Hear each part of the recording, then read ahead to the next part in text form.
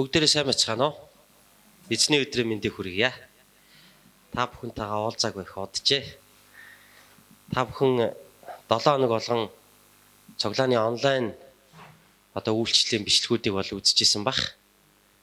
За харин миний хувьд бол та нарын царайг хараагүй удсан болохоор миний хувьд өнөөдөр та нарыг ингээ харах үнэхээр сайхан байна.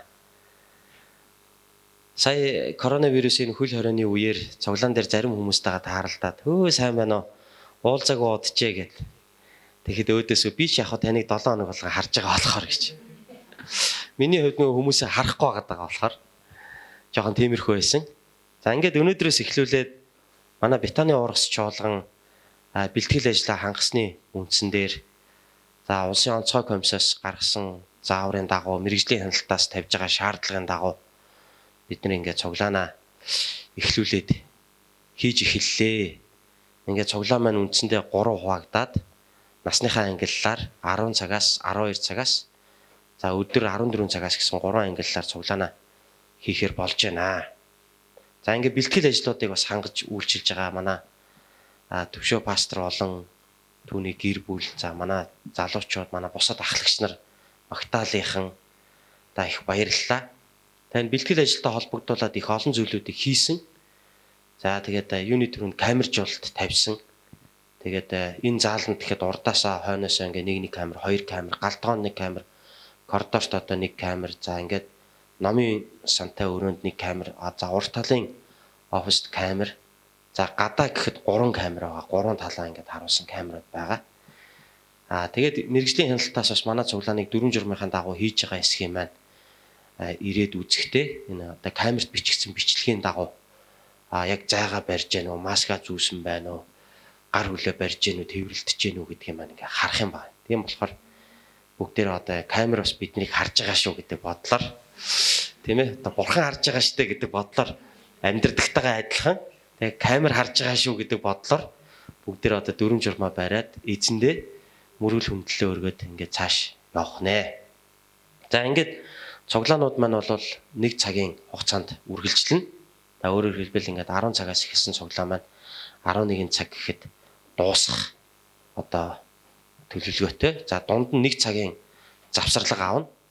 Нэг цагийн одоо цэвэрлэгээ агаржуулалтаа хийгээд одоо дараагийн цуглаанаа бид нар хүлээж авах ийм байдалтай байгаа. За ингээд эзний үгийг та бүхэнтэйгээ би уншия. За номлож байгаа хүний хувьд би маск авчи. Та нар масктай байгаа. Тэгээд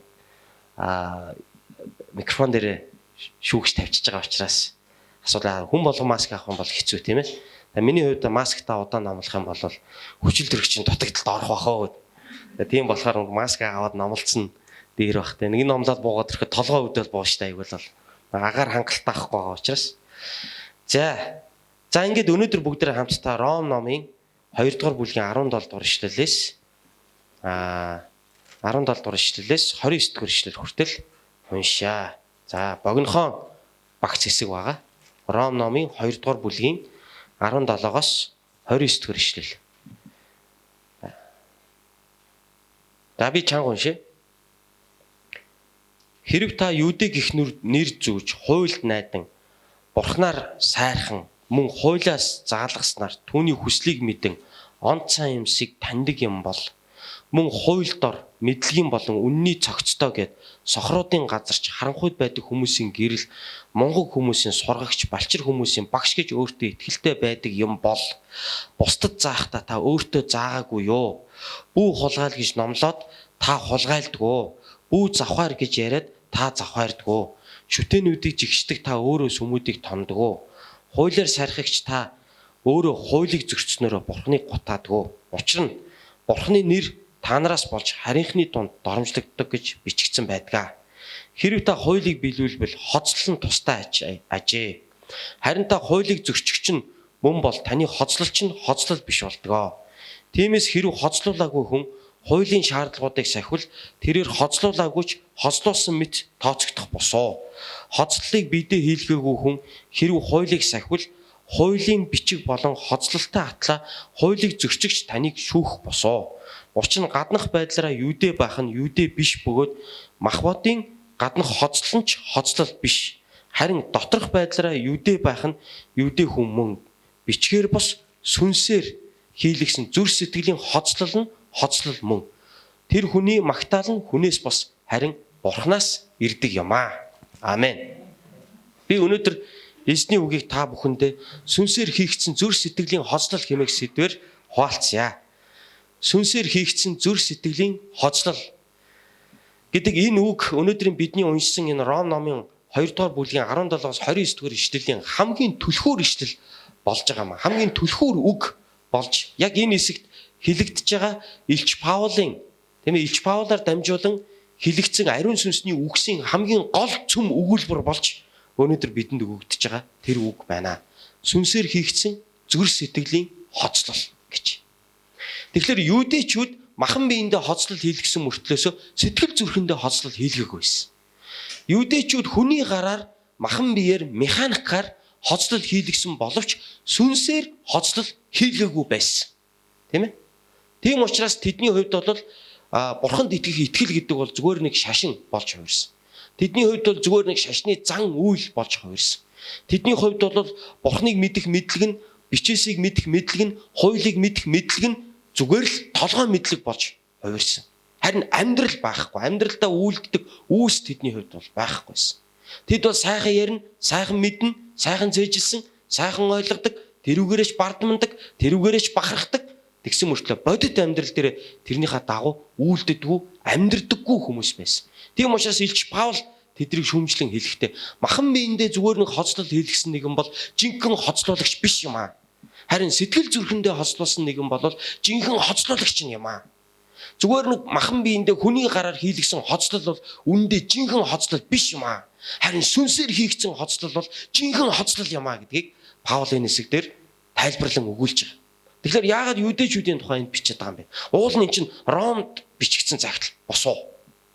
Ромд буй Христэд итгэгчдийн дунд юудэ Христэд итгэгч нар баггүй байсан.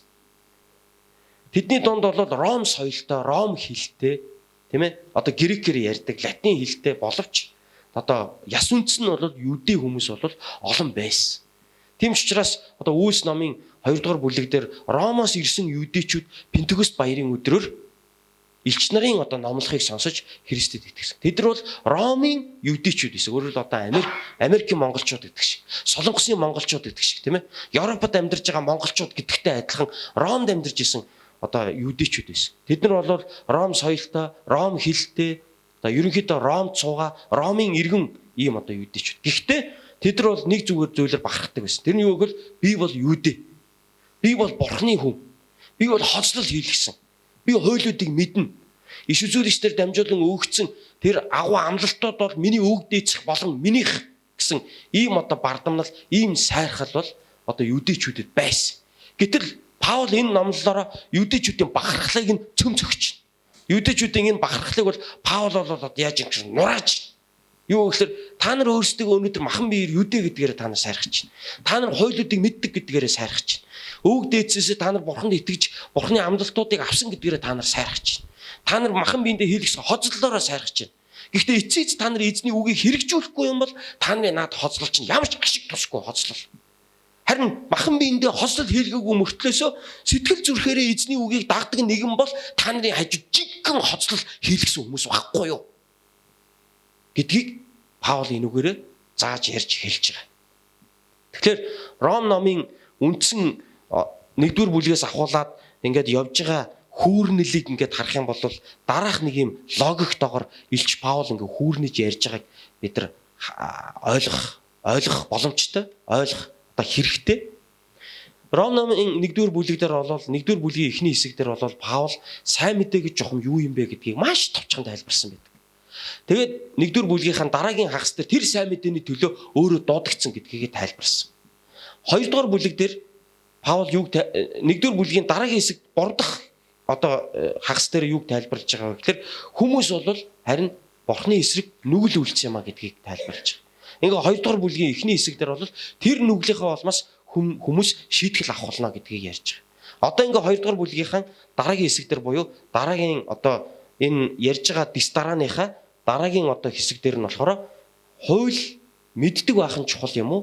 Эсвэл түүнийг хэрэгжүүлдэг байх нь чухал юм уу гэдгийг Паул энэ дээр тайлбарлаж байгаа. Ингээд харах юм бол сайн мэдээг Илч Паул Ром загтлаараа дамжуулан маш нарийн нэгт логик дараалалтайгаар тайлбарлаж байгааг бид харах боломжтой. Бид хөдөө очиод сайн мэдээ тарахдаа сайн мэдээг 10 минутанд ярьдаг. Заримдаа бид сайн мэдээг 5 минутанд ч ярих тохиолдол байдаг. Ялангуяа өнгөрсөн 5 сард бид нар усын 3 сум, өвөр хангаан 3 суманд очиод тараалт хийгээд сайн мэдээгээ тараагаад явж байхдаа бид нар маш богино хугацаанд энэ сайн мэдээг номлох, сайн мэдээг гэрчлэх, сайн мэдээг тунхлах шаардлагатай болж исэн. Тэгэхээр заримдаа бид ихэвчлэн сайн мэдээг бусдад түгээхдээ богино хугацаанд тийм ээ одоо ярьдаг шүү дээ. Тэгвэл тэр богино хугацаанд яригддаг тэр сайн мэдээгийг чинь Илч Паул нарийн детальчлаад логик дараалалтайгаар бүхэл бүтэн 16 бүлгийн туршид ярьж гин гэж бид ойлгох хэрэгтэй. Тэгэхээр бид сайн мэдээг ярихдаа ингэж ярьдаг штэ. Бүтээгч бурхнаас эхлээд ярьдаг штэ тийм ээ. Бурхан байжээ бүтээжээ. Хүн төрлөختний бүтээжээ. Нөгөө хүмүүс нь гим донжээ. Ингээ гим донсон хүнийг аврахын тулд аврагч Иесус Христийг илгээжээ. Иесус Христ загалмай дээр цогцолтод насварч дахин амьлахдаа хүний гимийг уучлжээ. Одоо та бид тэр гим нүглийг гимшиж Иесус Христэд итгэх юм бол одоо яг мөнх амийг аваад уучлал аваад зогсохгүй энэ амьдрал дээрээ өрөвдөж хожим энэ хорвоог орхихдоо бид Бурхны өмнө очих болно. Энийг бид нэг 5-10 минутанд л ярьдаг. Гэтэл энэ болгоныг Паул одоо яаж вэ? Теологийн уул үндэстэйгэр, хуучин гэрээний уул үндэстэйгэр, Библийн ишлэлээр нь одоо задлан тайлбарлаж байгаа гэж ойлгох хэрэгтэй. Тэгэхээр Ром ном юуны тухай ярьдаг ном юм бэ гэвэл Ром ном бол сайн мэдээг цогц байдлаар нарийн задаргаатайгаар логик дараалалтайгаар тайлбарлаж байгаа ном гэж ойлгох хэрэгтэй. Тийм болохоор Паул 1-р бүлэг дээр сайн мэдээ гэж юу юм? Тэр сайн мэдээний төлөө өөрөө дуудагдсан гэдгээ ярьсан. Тэгээд тэрний дараа одоо яаж нөгөө сайн мэдээгээ дахиад эхнээс нь тайлбарлахдаа нүглээс эхэлж байгаа. Бүх хүн нүгэлтэй. Тэгээ нүглийг ярьсныхаа дараа энэ нүгэл дээр чи шийтгэл ирдэг ингээд шийтгэлийн тухай ярьсан. Одоо тэр шийтгэлийн тухай ярихдаа хуулийн тухай мэдлийг өгч байгаа гэж. Ингээд цаашаа явна гэсэн үг байна шүү. Хуулийн тухай яриад дараа нь итгэл яриад тэгээ Христ яриад ингээд үндсэндээ нөгөө сайн мэдээнийхээ алхмуудыг яаж ийн багцаар нь тайлбарлаж задлж тайлбарлаж явж байгаа гэдгийг бид ойлгох хэрэгтэй. Одоо бол бид юу гэж ямар хэсэг дээр нь явж байгаа вэ гэхээр хүн болгон нүгэлтэй шүү. Нүглийн чинь төлөө бурхан шийтгэдэггүй шүү. За тэр шийтгэл чинь хуулийн мэдлэгээр дамжуулан ирсэн байдгийг шүү гэдгийг Паул ингээд дараалалтайгаар тайлбарлаж байгаа гэж ойлгох хэрэгтэй. Тэгэхээр бид Ром номоос сурж байгаа энэ багц хэсэг болгоныг Ром номоос дамжуулан эзэн бидэнд хэлж байгаа үг болгоныг ингэж салангад ойлгох ёсгүй юм. Энийг бид нийлүүлээд эцсийн нүнд Ром ном чинь нэг том пазл эвлүүлэгдээд Христийн сайн мэдээг том зургаар нь биднэрт тавьж өгч байгаа гэдгийг бид ойлгох хэрэгтэй. Тэгэхээр бид бүтэн сайн болгон нэг пазлаар нь сурж байгаа гэж ойлгох хэрэгтэй. Тэр пазл дээр жоохон ямар өнгө бодог байна, ямар дүрсний хэлтэрхий тэнд орсон байна гэдгийг бид харах хэрэгтэй. Ингээд энэ бүгдийг нийлүүлэх юм бол эцэст нь том зургаар бурхан бидэнд Ром номоор дамжуулан ярьж байгааг бид зүрх сэтгэлдээ сүнсэндээ бид мэдрэх болно. Тэгэхээр яг энэ хэсэг дээр хуулийн одоо шаардлагын тухай ярьж байгаа. Тэгэхээр юудэчүүд өөрсдөө юуг сайрахдаг вэ гэхээр би хуулийг мэддэг гэдгээрээ сайрахдаг байсан. Гэхдээ тэр хуулийнхаа дагуу амьдрдаггүй үгүй юу гэдэг чинь дараагийн сэдв болчиход байгаа. Ялангуяа эхний 17 дугаар ишлэгийг ингээ унших юм бол хуулийг та нар хэрэгжүүлдэг гэж үг бол байхгүй юм тийм үү? Хэрв та юудэ гих нэр зөөж гэж шүү. За юудэ нэртэй. Хуульд найдан, бурхнаар сайрхан, мөн хуулиас заалгаснаар түүний хүслийг мэдэн, онц сайн юмсыг таньдаг юм бол гэж шүү. Энд хэрэгжүүлдэг тухай ерөөсөө ярихгүй байна. Мэддэг тийм ээ. Тэгээд онц сайн юмсыг ойлгодог. Тэгээд заалгасан, юудэ гих нэрийг зүүсэн гэж явж яснаа яаж вэ? Энийгээ та нар хэрэгжүүлэхгүй юм бол үнэндээ та нар юудэ биш юм шүү гэдгийг Паул энэ дэр зааш тайлбарлаж өгч байгаа. Тэгээд та нар өөрсдөө хууль мэддэг гэдэг утгаараа одоо нөгөө хуульгүй хүмүүсийн багш гэж өөрийгөө боддог. Тийм ээ? За тэгээд яг нөгөө харанхууд байгаа хүмүүсийн гэрэл гэж өөрийгөө ойлгодог. Сохруудад зориулсан одоо газарч гэж өөрийгөө ойлгодог. Мунхаг хүмүүсийн сургагч, балчир хүүхдүүдийн хүмүүжүүлэгч гэж өөрийгөө та ингэж сайрхан боддог бол уучлаарай. Та өөрөө бүү завхаар гэж хэлчихэд завхаардаг юм уу? Өөрөө бүү худлаа яар гэж хэлчихэд өөрөө тэг худлаа яриад байдаг юм уу? Багш хүн ийм байдаг юм уу? Хууль мэддэг хүн ийм байдаг юм уу? Нөгөө хуулиар сайрахдаг хүн та ийм байдаг юм уу? Нөгөө эзэнд итгэдэг, найддаг, өвөг дээцээс амлагцсан юудэ хүн гэл өөрөөрөө өнгөрөөд байгаа та ийм байдаг юм уу? Хэрвээ хуулийнхаа дагуу амьдрахгүй бол наад бүхэн чинь утгагүй хоосон бардам нал гэдгийг Паул тайлбарлаж байгаа. Харин энэний оронд жинхэнэ хуулийг хэрэгжүүлэгч нэгэн бол махан биеэрээ юудэ биш байсан ч жинхэнэ юудэ чинь тэр хүн баггүй. Хуулийг хэрэгжүүлдэг байх юм бол жинхэнэ сохруудын газарч болж байгаа хүн чинь тэр баггүй юу? Жинхэнэ балчир хүүхдүүдийн хүмүүжүүлэгч хүн чинь тэр баггүй юу? Жинхэнэ хаачгаа мэдхгүй байгаа хүмүүст зам зааж өгч үнний гэрлийг харуулж байгаа хүн чинь тэр баггүй юу? Махан биендээ хоцлол хийлгээгүй боловч хууль биелүүлж байгаа бол жинхэнэ хоцлолсон хүн чинь тэр баггүй юу? Эцсийн эцэд ер нь махан биендээ хийлгсэн хоцлолоос илүү сэтгэл зүрхэндээ хийлгсэн хоцлол чинь өөрөө чухал юм шүү гэдгийг Паул энэ хэсгээр тайлбарлаж байна. Манай монголчууд Монгол гэж их цээжэд илтдэг тийм үү? Тэгсэн мөртлөө хөдөө явахдаа цогоороо хогоо гаргаж хаяад явдаг. Бэлтгэхийн хэрэг юу байна? Чингис гэж их сайрхдаг тийм үү? Би монгол хүн. Хөөхт олботой монгол хүн гэл өнгөрдөг тийм ээ. Цээжэд илтдэг тийм үү? Тэгсэн мөртлөө бие биендээ зам тавьж өгөхгүй бол тэгж өнгөрхийн хэрэг юу байгаа? Шодрог үннээр амьдарч бие биенийг хайрлаж тийм ээ?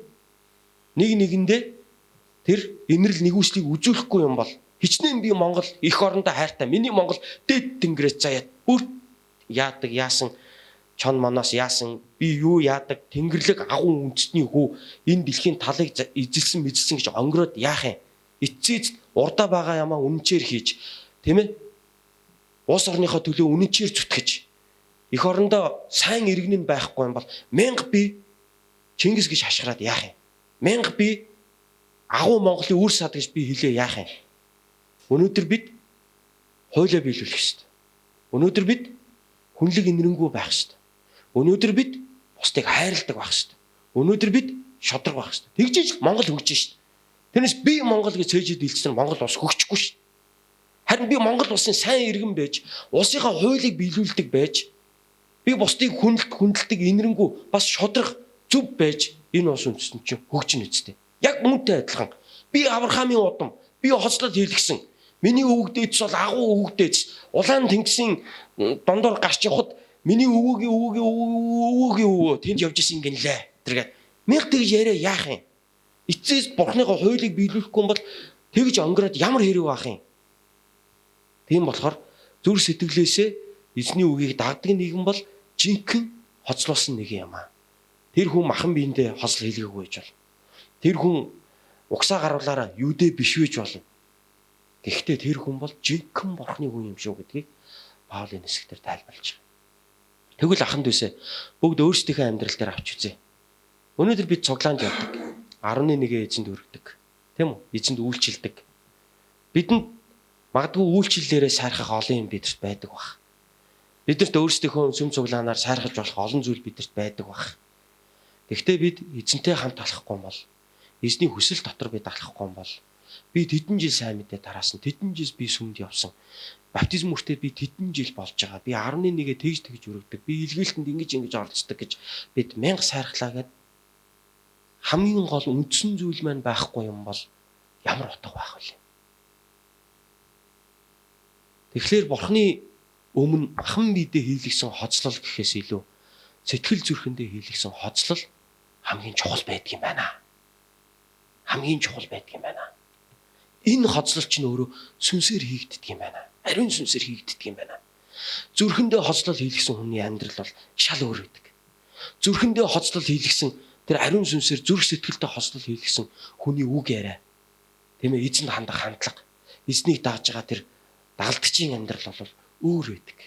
Бид эзнийг дагаад явахдаа хин яг жинхэнэ сүнснээс төрсөн, хин яг сүнснээс төрөөгүй гэдгийг бид мэддэг тийм үү? Зарим христчин байгууллагууд байна л да. Манай би бол дэлхийн зүүн олон улсын байгууллагад ажиллаж байсан шүү дээ. Тэгээ манай байгууллага бол үндсэндээ олон улсаас христ итгэж байгууллага. Анх нэгэн пастор сайн мэдээ тарагч пасторын байгууллагыг үүсгэсэн. Тэгтээ одоо бол амар том байгууллага болсон.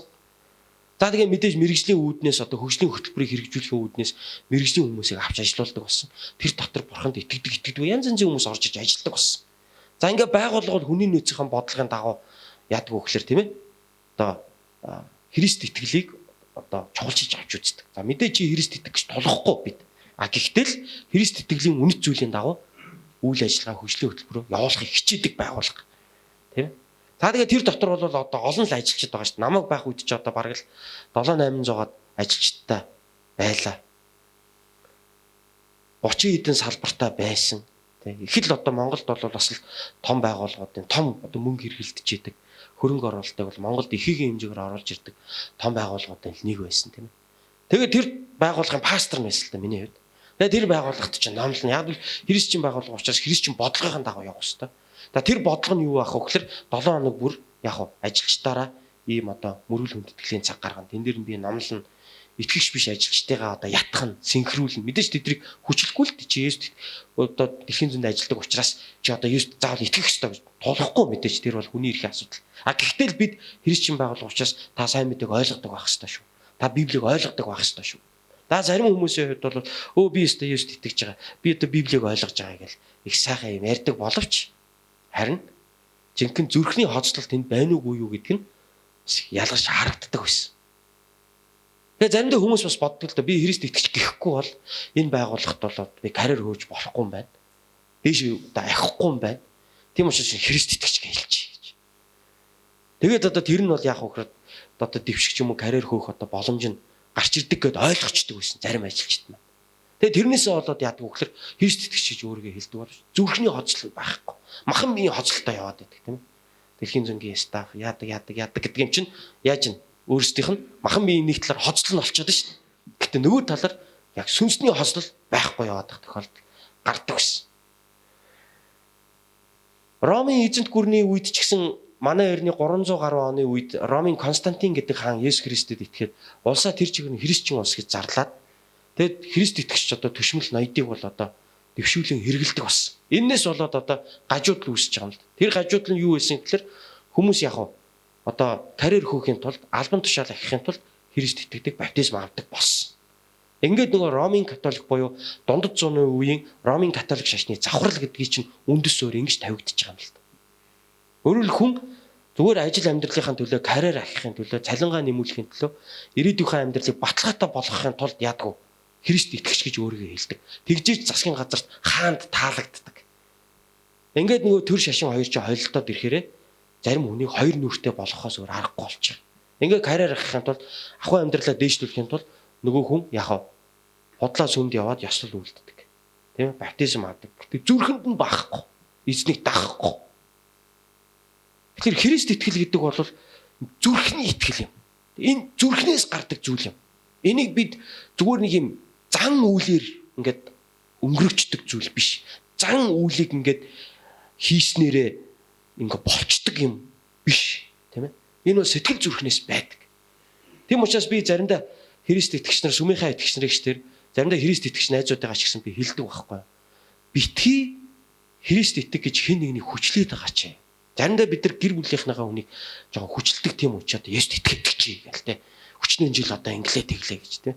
Нэг талаараа явах итгүүлчи, итгэснээр энэ маань бас Библийг ойлгоод Бурхныг таньж мэдээд эзний авралыг, ивэл өрөөлийг авна гэдэг тэр санаагаар хэлж байгаа тэр уг санаа бол уулын зөвлөлтөө хөөрхий. А гэхдээ заримдаа бид хүчнтэх гээд идэх тийм ээ. Гэтэл би өөрөө хүчээр Христ итгэж боллоо. Хэн нэгэн намайг хүчилж иж би Христ итгэж боллоо тийм ээ. Мэдээж хэн нэгэн намайг сүмд урьсан мөн. Төгий сүмдээ ирээч яач вэ ойрдоо чи юусэн алга болчлаа. Харагдахгүй нэг цуглаанд ирнэ байгаа. Мэдээж тэгж хэлжсэн. Гэтэ тэгсэн намайг тулгасан гэсэн утгатай биш. Намайг тулгаагүй байхгүй. А энэ сонголтыг би өөрөө л эцээцэд хийсэн. Яг тэр сонголтын дагуу Бурхан миний зүрх сэтгэлд ажиллаа хийсэн.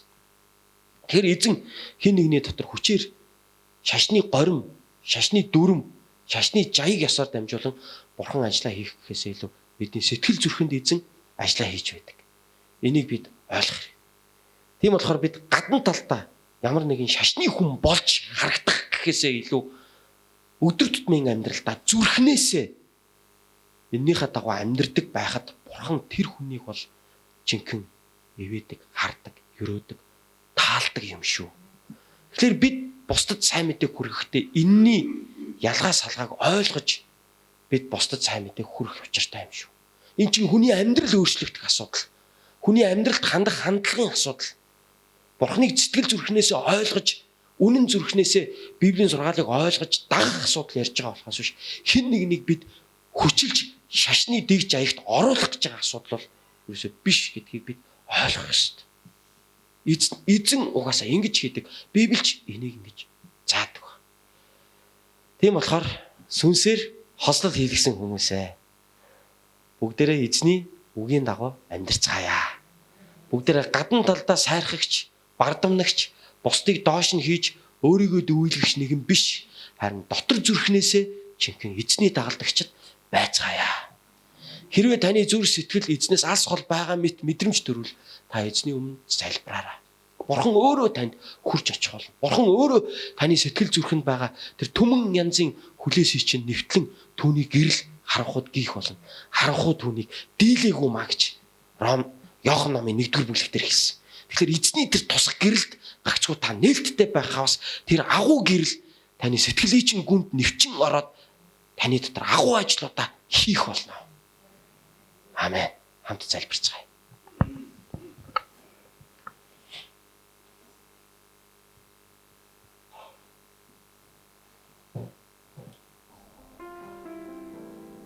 Тэнгэрлэг эзэн минь ээ. Өнөөдөр би таны өмнө хамтдаа цуглаад таньда мөргөл хүндлэлийг өргөж байна. Ариун оршихугаараа бидний донд байж. Ариун сүнсээрээ бидний сэтгэлд хүрээч. Сүнсээр хийгдсэн зүрхний хоцлол та жинхэнэ таны дагалдагчид байхыг бид хүсэж байна. Бид хүчээр ямар нэгэн мэрэгэн ухаанаар ямар нэгэн арга залиар биш. Харин та өөрөө амьд байдаг учраас та өөрөө бидний амьдралд хүрээч, нөлөөлөөч. Биднийг өөрчлөөч. Бас биднийг сэргээгээч. Бас биднийг та босгооч. Эзэн минь тандаа талархан энэ бүгдийн төлөө Есүс Христийн нэрээр залбирanгуйлаа. Аамен.